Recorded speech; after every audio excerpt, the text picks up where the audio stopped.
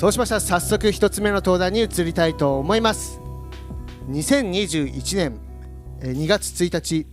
ミャンマーでは国軍がクーデターを起こし政権を掌握。平和な日常が一夜によって壊された。日本人ジャーナリスト北住さんは市民が弾圧される様子を記録し、世界に向かって発信を続けた。4月、北住さんは国軍に拘束され、獄中でおよそ1ヶ月を過ごした後解放。帰国後も活動を続ける理由とは、仲間たちに託された思いに耳を傾けました。ミャンマーで見た絶望と希望。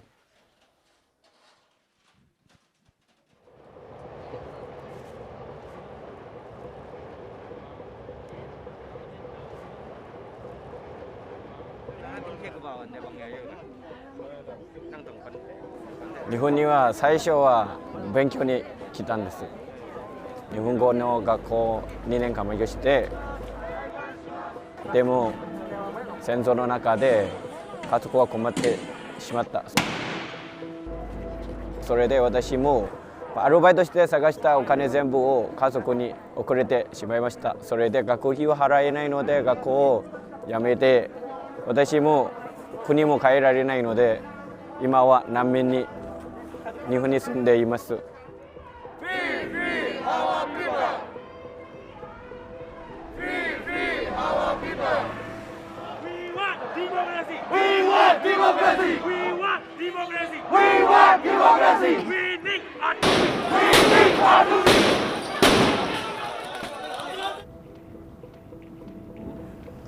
ミャンマーにて亡くなった方々が幸せで生きられますように栄光いたします。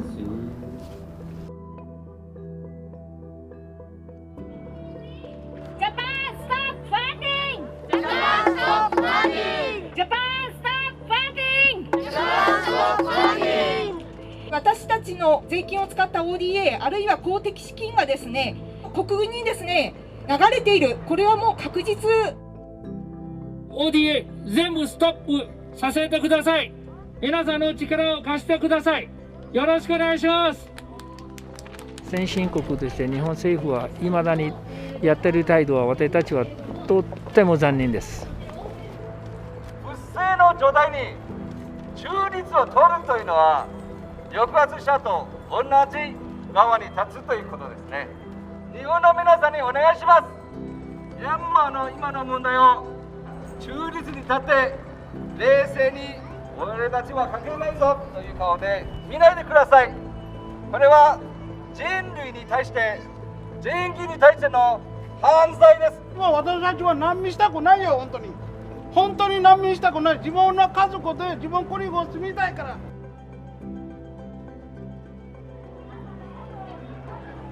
若者たちが自由を奪われているのです。これがミャンマーの問題だけではなく、世界の平和、アジア各国の平和、全部つながっているのです。いつかガラッと変わっている政治に対して、日本国民の皆様を恐れしべきだと思います。どうかご協力をお願いします。よろしくお願いいたします。日本で育ったのは確かですね。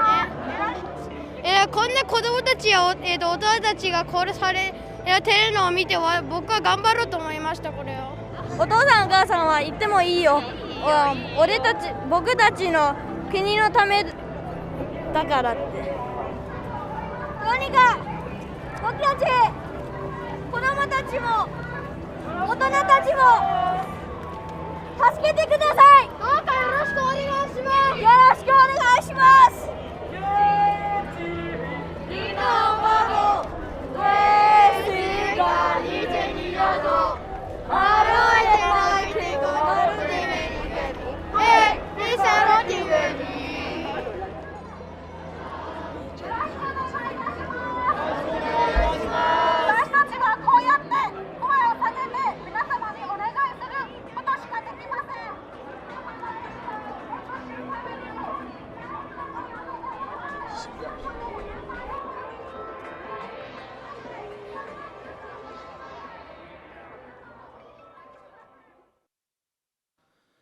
ご視聴いただきありがとうございます。会場にはジャーナリストの北住さん、そしてディレクターの久保田さんにお越しいただいております。よろしくお願いいたします。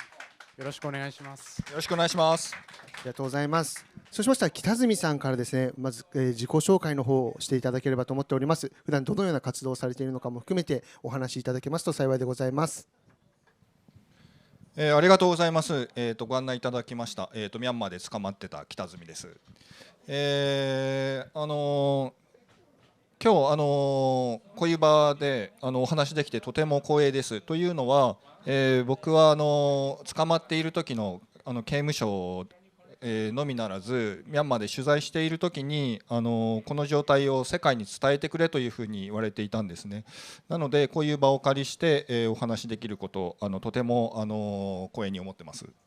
ありがとうございます。ぜひこの後北住さんの映像と実際にミャンマーでの体験といったところも語っていただければと思っております。今冒頭にご覧いただきました映像というのはディレクターの久保田さんが在日のミャンマーの方々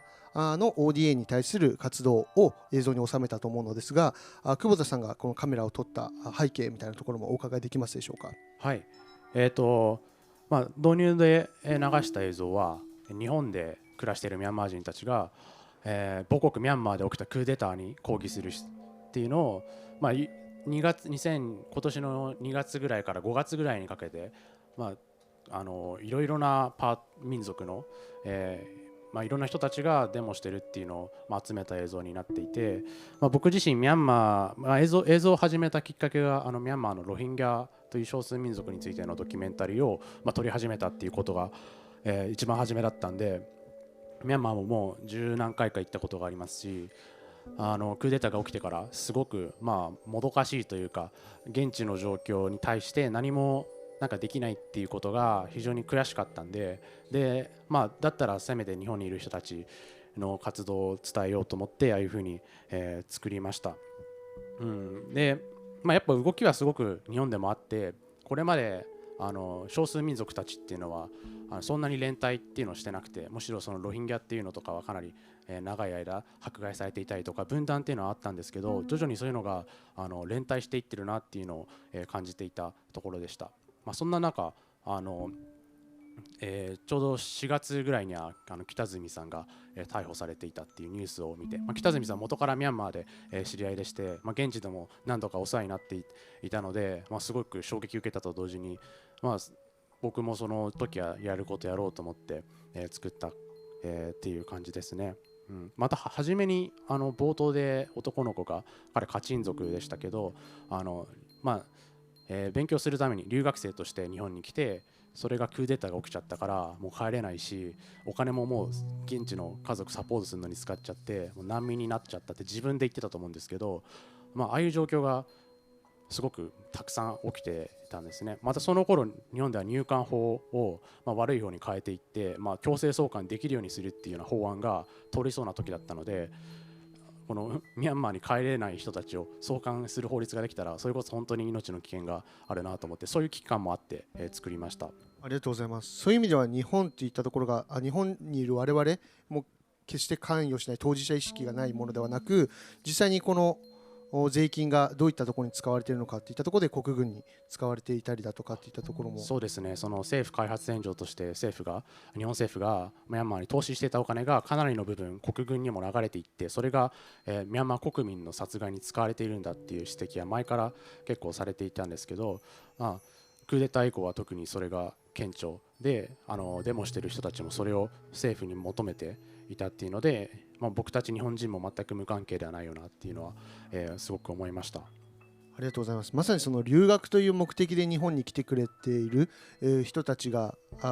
状況の変化によって難民になってしまう。だけどもこの日本にいる我々っていったところがなかなか関心を持ててない状況っていうのは結構歯がゆい部分もあるのかなと思うんですけども、同じ頃北住さんもミャンマーでカメラを持って取材をされてたと思うんですけども、どういった取材であったりだとか声に耳を傾けてたんでしょうかね。そうですね、ミャンマーの人たちがその弾圧の中で、恐怖とですね、あとこのままずっとこのままなんじゃないかっていう絶望の中でですね、声を上げている、また助け合っているところの、市民の様子を少しでも記録しようというふうに思っていました。あありがとうございます。本日はその実際に北住さんが現地で撮った映像もご覧いただきたいと思っておりますので、ぜひその映像をご覧いただければと思っております。お願いいたします。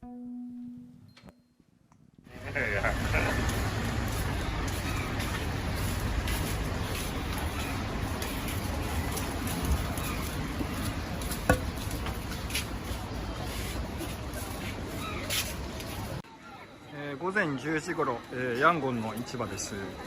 通常通りたくさんの人が、買い物に来ています。皆さん努めて、冷静にいつも通りの生活をしているという雰囲気です。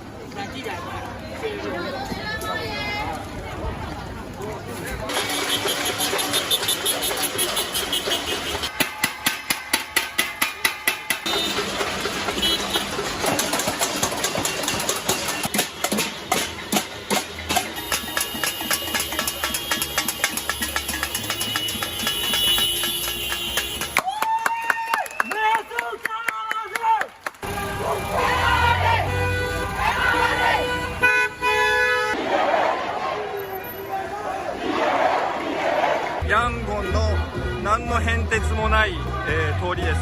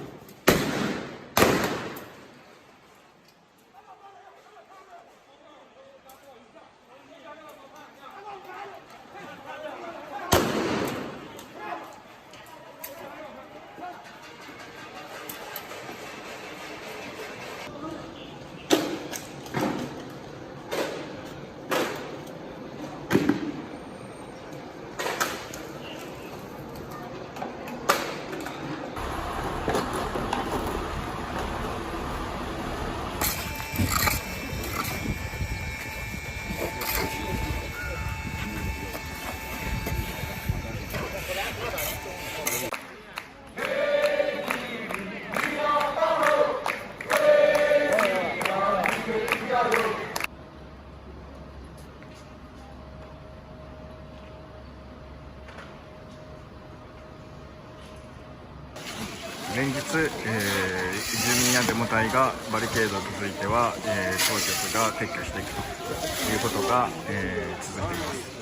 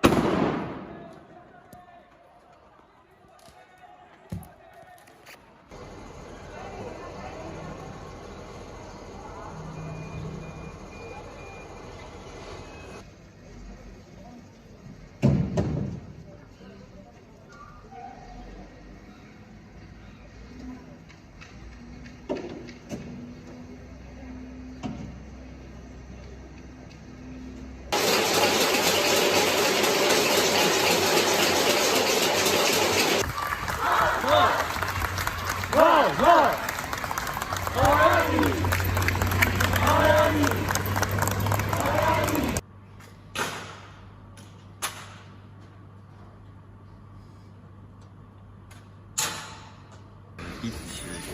2、3、4、少なくとも、5箇所。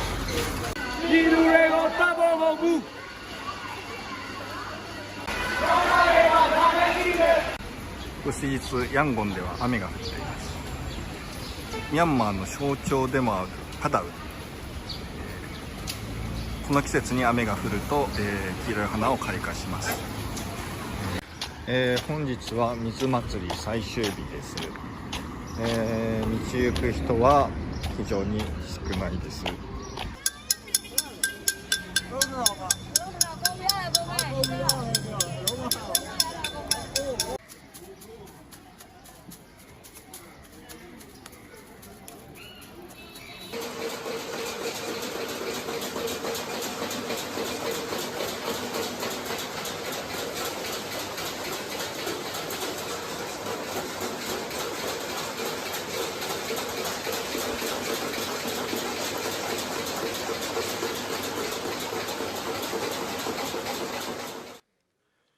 ご視聴いただきありがとうございます。ここからはですね、北住さんにぜひ映像について細かくお話を伺いたいなと思ってるんですけども、ぜひ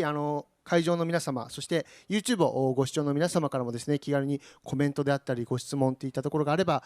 お伺いできればと思っておりますので、コメントを受け付けております。よろしくお願いいたします。今映像をですね、本当に現場でしか見れない光景だったと思うんですけども、ぜひお伺いしたいのが、そもそもこのクーデターというのはどういったところから起きたものなのかっていったところからぜひお話しいただければと思うんですけども、よろしいでしょうか。はい、そうですね。ミャ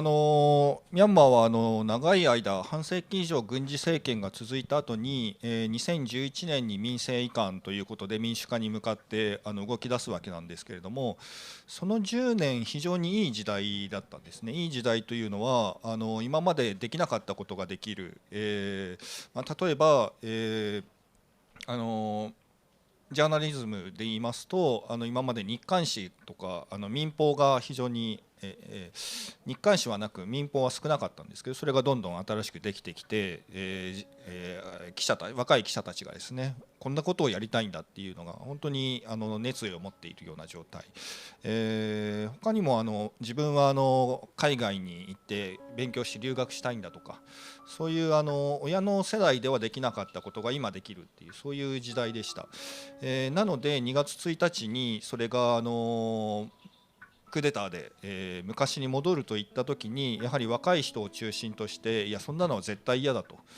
俺の将来どうしてくれんねんという、そういうような思いでですね、で2日目から抗議活動が盛り上がったということと思います。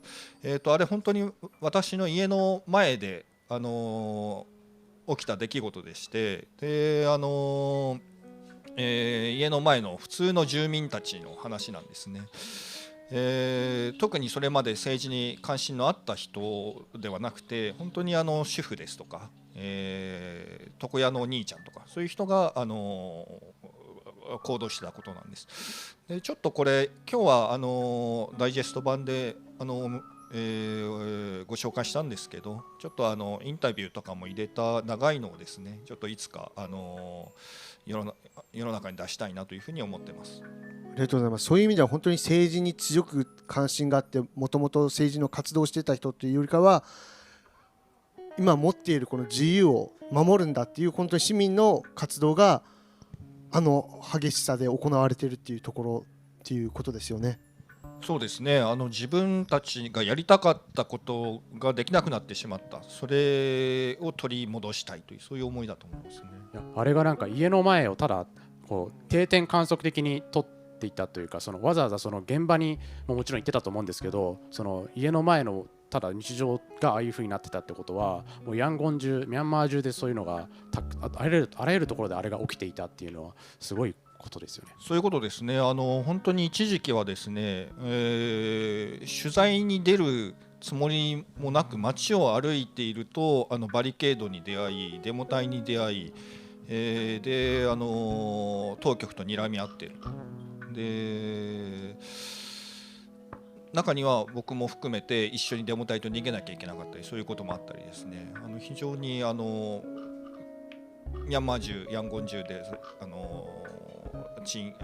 デモと鎮圧が行われた、そんなところです。ありがとうございます。 YouTube からもコメントいただいております。アダニアさんありがとうございます。当局の人たちも当然ミャンマー人であるので、制圧する市民側に家族であったり友達など親しい人もいるのではないかと思うのですが、当局サイトのこの人たちっていうのはどういう心境でこの任務に当たられてるんでしょうかね。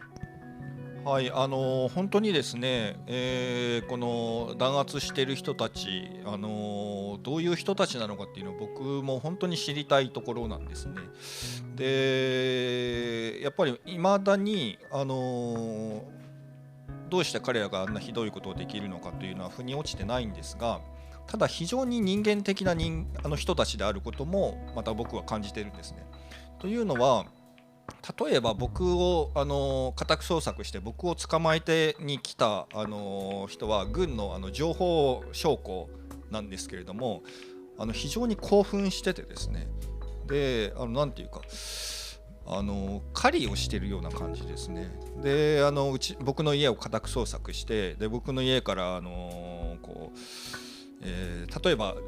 取材でもらったビラとかが出てくるんですけど、そしたらすごい嬉しそうに「お前これ何なんだよ、これどうしてお前これ持ってんだよ」っていうような、その獲物を追い詰めて、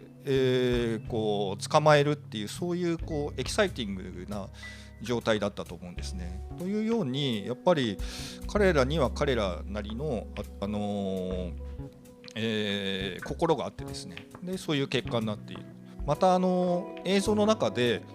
バケツぶち壊してる場面があったと思うんですけど、あれ軍事行動からすると全く無意味ですよね。ですけどそのデモ隊が催涙弾用に用意したものを壊していくっていう、それも思いっきり壊していくっていう、やっぱりそうしないと自分の中の何かが保てないような精神状態だったと思うんですね。というようにやっぱり非常に不安定な中でそういう、残虐行為を行っている人たちなんだなというのは思っています。そうです。本当に環境が一変して、市民の方もクーデターといいますか、この反発を起こすことによって政治犯になって収容されてしまう方も当然いらっしゃるということですよね。その収容されるっていうのはその国軍の施設に連れてかれてしまうっていう形になるんでしょうかね。はい、その本当に多くの政治犯が捕まっててですね、今まで、数えられているだけでも1万600人、なんですけども、ほとんどは映ってたようにですね、普通の人たちですね。で例えば検問で、車でそこで調べられて、スマートフォン調べられたらなんか変な映像が出てきたとか、それだけでも捕まるような世の中ですので、ほとんどは普通の人なんですが、で多くの人は、刑務所に行く前に軍の施設に収容されて、そこで、ひどい拷問を受けています。典型的なのは目隠しをされて、後ろ手に、手錠をかけられて、ひざまずかされたまま長い時間尋問され、棒で殴られると。で否定的なこと、罪を否定するようなことを言うと、また殴られるという、そういうふうに聞いています。でただ僕は外国人でしたし、ジャーナリストでもあるので、きっとそういう場は見せられないということで拷問は受けなかったんだと思います。それは軍の施設ではなく警察というところに直接というか、刑務所に直接です。刑務所、はい、で刑務所にいる間は取り調べはありましたけれども、暴行はありませんでした。ありがとうございます。北住さんもその記録ができなかったけど、何かそのコーヒーを使って書いてたって言ってたんですけど、そのなんか何を書いてたんですか。はいはいはい。ちょっと今ここに持ってきているのでこれなんですけれども、これ僕以外の人には多分判別できないと思うんですけど、ですね、ペンを持たせてもらえなかったんですね。なので、書くものを、なんとか準備しようと思ってですね、そのスプーンの逆側絵の部分でカレーをすくって書いてみたりとか、あとこうブドウの汁を使ってみたりとかお茶のをやってみたりとかしたんですが、最終的にはそこら辺に落ちてる鳥の羽のすごい細いやつと、あと大使館に頼んでブラックのコーヒーを差し入れてもらったんですけど、そのブラックのコーヒーを非常に濃くして、ベタベタと塗るような感じですね。そうすると文字が書けたので、それをよくメモを使ってました。あと監修にですね、なんか理由をつけてペンを借りたりしてました。手紙書きたいんだけどとか言って、そうすると30分ぐらい借りれるので、その間に書いたりとか、そんなことをしてました。ここで記された内容っていうのはどういった内容になるんでしょうか。ですね、例えばちょっと読めないと思うんですけど、拷問の様子、僕が聞いた拷問の様子とか書いてて、銃とナイフをどちらか選べと言われて、銃を選んだら銃を突きつけられて尋問されたっていう、そういうようなことがメモをしています。それは どのようにしてコミュニケーションを取っていたんですか、同じ刑務所の中の政治犯たちと。はい、いろんな機会を作ろうとしてたんですけれども、例えば裁判の時に一緒になった人たちだとか、あと理由をつけて刑務所の中を歩こうとしてたんですね。で例えば怪我をしたから保健室に行きたいとか、そういういろんな理由つけてたんですけど、でそうするとたまに、他の政治犯のいるエリアを通ることができるんですね。で僕は VIP のエリアで独房だったんですけど、一般の政治犯の人たちは200人ぐらい一つの部屋に押し込められているんですね。でそこのエリアを通ると、その政治犯の人たちが僕その時日本人のジャーナリストが捕まってるっていうのが有名だったみたいで、スススススッと僕に寄ってくるんですね。でそこで、俺はこんな拷問にあったんだよっていう話をしてきたりとか、あとはWe want democracy って言って耳元でささやいて、でそのままスッと去っていくとかで、そこはもちろん看守がいるので彼らにとってもなんというか不利な行動ではあるんですけど、それでも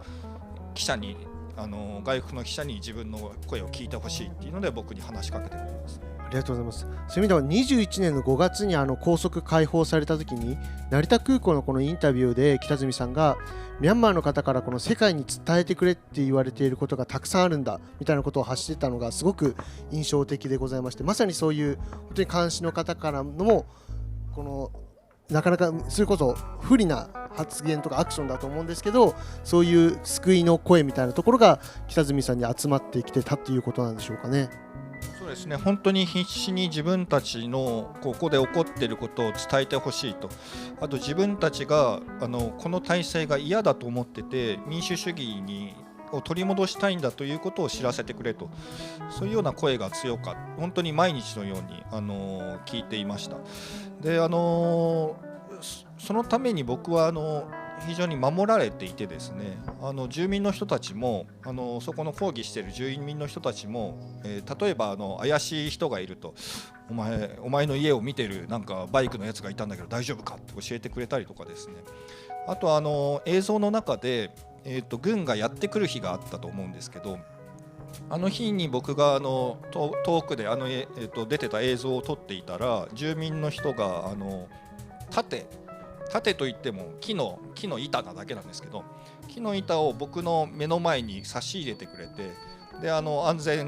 全といっても実弾で撃たれると絶対ダメだと思うんですけど、もちろんですけど、でも守ろうとしてくれてる。そうですね、外国人の記者がいると、でこいつは守ってあげないといけないと思ってくれたんだと思います。じゃあもう現地の方にとっては北住さん含めてこのジャーナリストの方っていうのはこの現状をこう外部に発信してくれる本当に貴重なというかヒーローみたいな存在としても周知されてたってことなんですかね。その当時ほとんど外国のメディアが入れていなくてですね、コロナの影響もありまして、で例えば CNN のクルーが国軍のエスコートで入ってくるんですけれども、その時もその住民の人たちはなんとかその国軍の囲まれてるのを破って、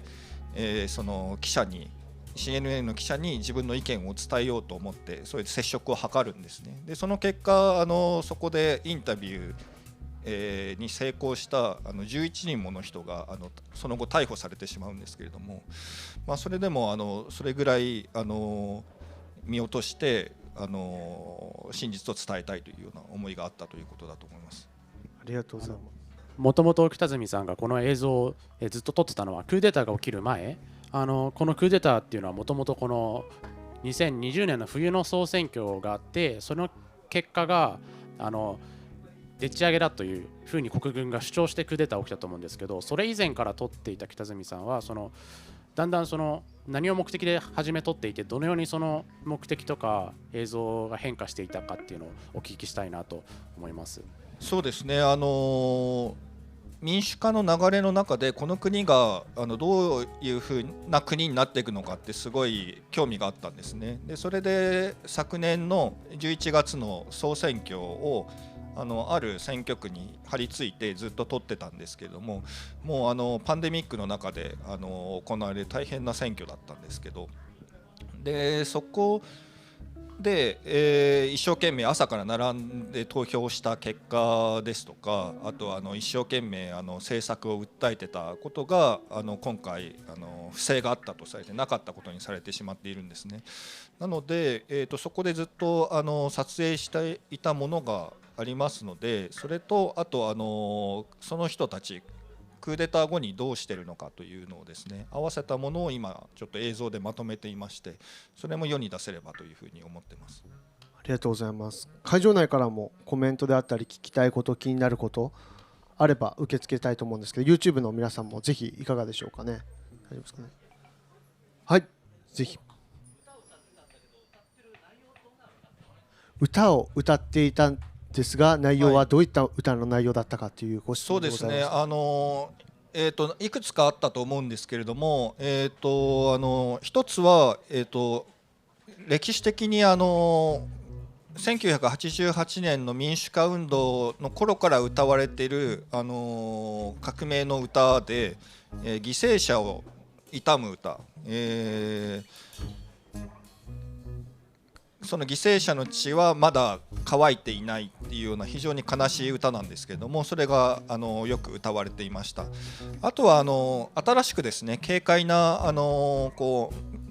本当に鍋を叩くのに合うようなそういうアップテンポな歌もあったと思うんですけど、それは団結をしようだとか、独裁を拒否しようっていうそういうような歌になります。ご質問ありがとうございます。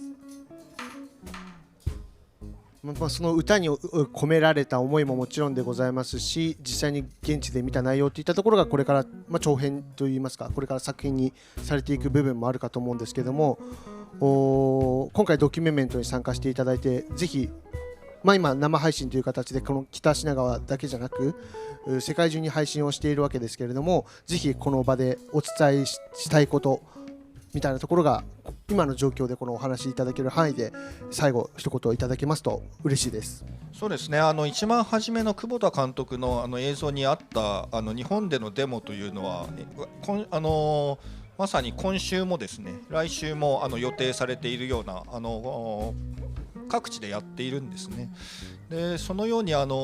くまだこの悩みがある中でも全然諦めていない、絶望がある中でもそれを打ち破ろうとしている人たちがたくさんいることにですね、僕も勇気づけられてですね、活動も続けられているようなところがあるんです。なのでその人たちの気持ちを知っていただければなというふうに思います。そうですね、駅前とかで普通に電車とか乗って降りるだけでも、もうそこら中で都内だと若いミャンマー人の学生とかが募金だったりとか宣伝活動のためにミャンマーで起きていることを知ってくださいって言って集まっているのが多いと思うので、僕もなんか本当そういう方々を見たときにもう少しでもちょっと見方が変わってくれればなとか思うし、できたらこうやってなんか3本指を見せてあげるだけでもなんか彼らにとってはすごい勇気づけられる映像にもこの3本指で行進している姿っていうのはあったと思うんですけど、あれどういった意味があるんでしょうか。これはもともとなんかハンガーゲームかなんかの、サインでレジスタンスの、そうですね、映画もともと映画で出てくるんですけど、今東南アジア各地でこの3本指の、抗議、独裁に対する抗議というのが行われている。映像の中でもなかなか足が止まら子どもたちが必死な声がなかなか届いてなく足が止まらない様子っていうのは結構胸痛むものありましたけども、そこでその声が届いているよと、状況を知っているよと、関心持っているよみたいなところが彼らの活動の源にもなるのかなと。なんか何したらいいかなってわからない人はほとんどかもしれないですけど、それだけでも僕はすごく力になるなと思ってます。ありがとうございます。ぜひ会場の皆さん、そしてYouTube 視聴の皆さんにもそういった思いが伝わればと思っております。本日登壇いただきましてありがとうございます。ありがとうございました。北住さんとディレクター久保田さんに大きな拍手をお願いいたします。ありがとうございます。YouTube でコメントいただいた皆さんもありがとうございます。この後は15時45分ですね、5分後からですね、次の登壇に移りたいと思いますので、ぜひとも楽しみにお待ちいただければと思います。ぜひ会場にいる皆さんはですね、食事とドリンク楽しみながらドキュメント2021一緒に作り上げていただければと思います。引き続きよろしくお願いいたします。